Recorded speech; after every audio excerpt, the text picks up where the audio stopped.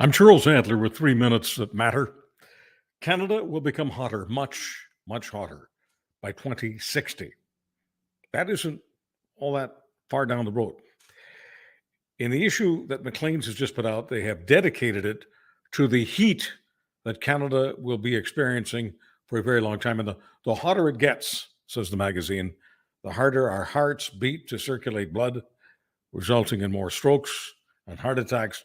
Eventually, the body loses the ability to cool itself through perspiration, and the brain, heart, kidneys, and other organs suffer permanent damage. This is from Macleans in its latest edition. And by the way, no matter what we do today to reduce emissions, this is happening. Canada will be a much hotter country. Some parts of Canada almost unlivable, not because of cold, but because of heat, climate change.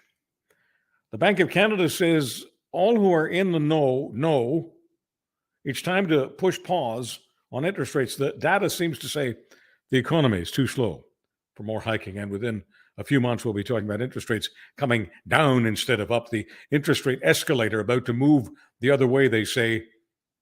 Very soon, the Bank of Canada will pause interest rates, say Bay Streeters. At the U.S. Open tennis match, a fan got the toss because he uttered one of Hitler's favorite phrases. I won't repeat it. German tennis star Alexander Zverev told the umpire it was unacceptable. The tennis ump agreed the fan was gone. In Canada, the criminal trial for the two most prominent convoy organizers begins today. The convoy took center stage in the nation's capital 2 years ago. Justice does not move as fast as a transport, but it's moving today in Canada. Tamara Litch and Chris Barber facing charges which include obstructing police and intimidation of Parliament. That's large.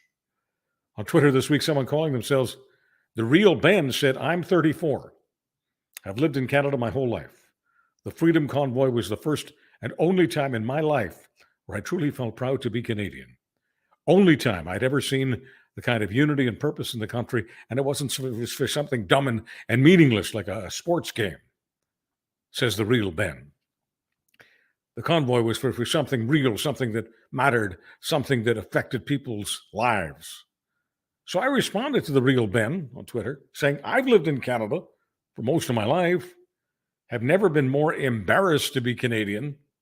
If honking horns and disturbing seniors and babies and pets, that stuff fills you with pride, your gauge is running on empty. Good luck, real Ben. I'm Charles Adler with 3 minutes.